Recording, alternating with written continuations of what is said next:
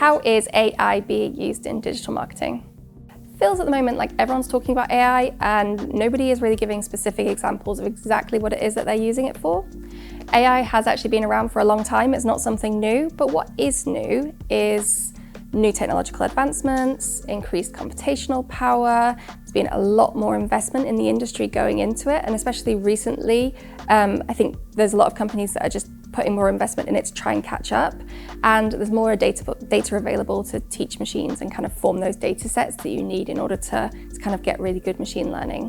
What is the difference between AI and machine learning, you might be asking? AI is the ability of a machine to emulate human thought and behavior, whereas machine learning is an application of AI, which allows the system to learn and improve from experience. So what have we been using machine learning for to date? Machine learning has been used by Google for a long time for smart bidding. So kind of for the last few years, that's been something that's been a big shift for us and completely changed how we structure accounts. So we used to use really granular account structures in order to bid at the most granular level, but smart bidding allowed us to bid based on dozens of signals in real time. An example of that is that we used to be able to bid differently based on time of day, day of week, demographics, kind of audiences, device being used, keyword obviously, but now we can use all of those and more signals.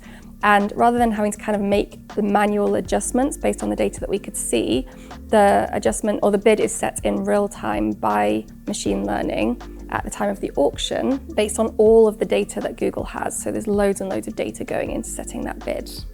Google Ads has continued to develop and evolve the use of machine learning to optimize performance, and this has been taken way beyond bidding to almost every aspect of Google Ads. You now have machine learning optimizing bidding, placements, copy, ad types, and even more, and PMax campaigns, which mix all of these automations together in a campaign type where you basically input your goals and your creative, and machine learning attempts to make the right decisions for you to achieve the objectives with the constraints that you've set.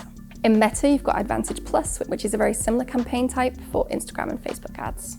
What are the negative implications of all of this? Well, there's a good quote in The New Yorker recently that says, communicate a wish to AI and you may get exactly what you asked for, but it may not be exactly what you wanted. So an example is that you might set up a PMax or an Advantage Plus campaign, tell it to drive as many conversions as possible within a set budget, but in order to do that, you might start showing ads which aren't exactly aligned with your brand guidelines. It might be putting weird music on top of your ads. It might be showing only your weirdest or most expensive or your cheapest products because they get loads of engagement.